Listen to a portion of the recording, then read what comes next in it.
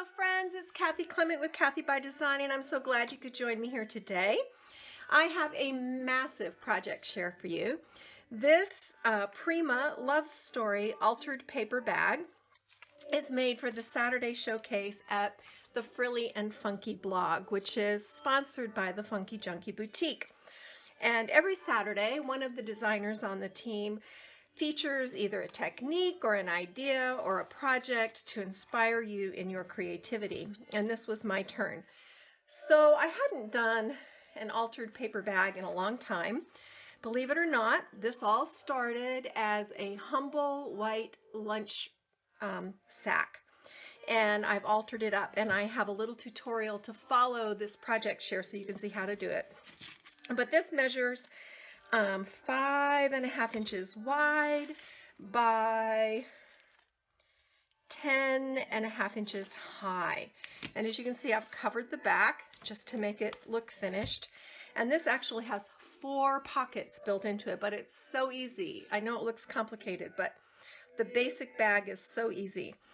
So I've decorated with Prima lavender flowers on this Love Story paper. And then I used a whole bunch of Graphic 45 Staples tags, which I'm excited to report that the Funky Junkie Boutique now carries. These are the little ATC tags, and I dressed these up with some Tim Holtz rub-ons, some little lace, vintage buttons, and this one has paper dolls. This one has a Wendy Vecchi stamped sentiment, also rub-ons, and these go in this bottom pocket. And as you can see, I've cut a thumb hole in each pocket. Then the next tier of pockets has this really fun little magnetic closure, photo folio, another paper doll, one of Tim's little sentiment stickers, and you open this up and there's room to put photos, and 2 more photo mounts that you can use here, and another Wendy Vecchi. And if you check out my blog, you'll see I've done tutorials for how to make all these different little folios and stuff, so I didn't bother with that. This, I just cut some cardstock into a tag shape, added designer paper, flowers, a little bit of seam binding ribbon, and inside it's just a little tag-shaped card where you can write a little personal note. I was thinking Mother's Day as I was making this, which is coming up really soon in the States, but this would make a great birthday present. This would make a great graduation present, a wedding present, a wedding shower present. This is another little gift card wallet. This one measures 4.5 by 4 3/4. And then inside I just dressed it up with papers, tucked in a tea bag and a little chocolate. Then this top pocket is actually really deep. I'll just pull all the stuff out so that you can see. This top pocket, you can go all the way up to almost 10 inches if you wanted to. So you could put deep things in there. For that, I used this Graphic 45 large ivory tag, dressed it up with papers, fussy cut images, some washi tape, buttons, flowers, more hand-dyed seam binding ribbon, and it's just a beautiful little art tag. These are so sweet, set out. A lot of people say, what do you do with tags? Put them on an easel, add them to, hang them from a dresser knob. They make wonderful bookmarks. You can write a message on the back and it becomes a card. Then I use, this is so exciting, Graphic 45 has their wonderful new tag dies. And this one is the square tag and clock dies. And I used this, I just cut designer paper. This was so simple. I just cut the paper, made the frame, added the clock hands, a couple little rub-ons, a little bit of sponging with distress ink, and then this floral cluster, and boom. Gorgeous, gorgeous art tag. And then to go with the tea bag and the gift card wallet, I just decorated up a little honey stick. And then the fun thing is these all just fit inside the little, oops, I'm in the wrong section, sorry. Inside the little compartments of the bag. It's a beautiful presentation. It's a really fun, the card is the gift, and it all starts with a paper lunch sack. Who knew you could do so much with a paper lunch sack. So I'm going to get these things put away. Hang on, the video tutorial is coming up right after this, and I hope you'll give this a try, an altered paper bag. No one ever believes it starts as a paper bag, but it does. There's beauty in the ordinary, right? So thanks for joining me. Hang around. We're going to do the tutorial next. Have a great time.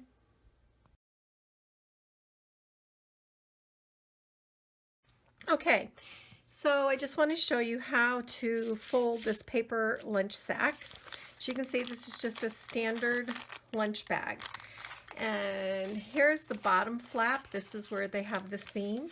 And you're just going to leave that as it is, fold it up.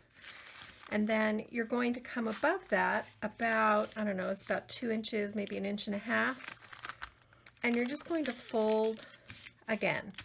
And you're going to need to take a bone folder and just crease that down. So now you have 1, 2, 3 pockets. Do you see that? So here's what it looks like from the side, and here's what it looks like from the front. And then you need to cover these pockets.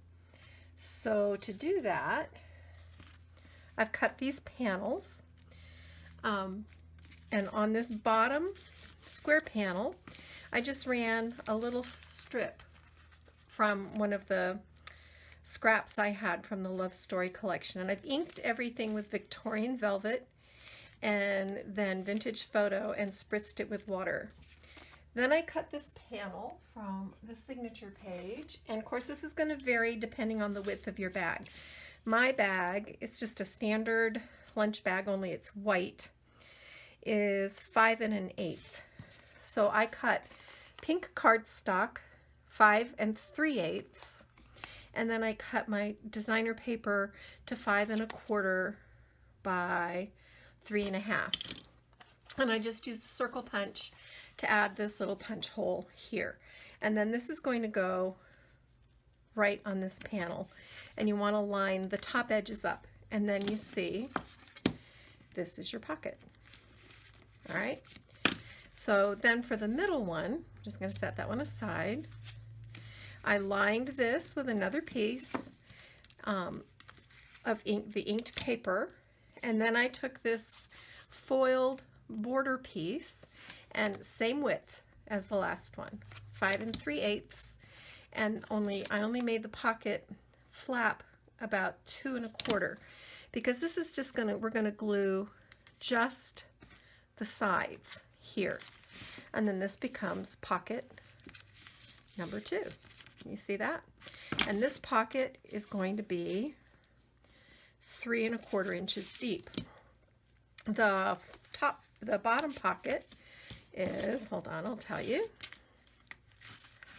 Oops, it's not glued, so it's hard to tell.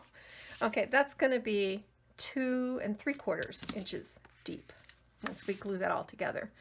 And then up here, let me set this aside.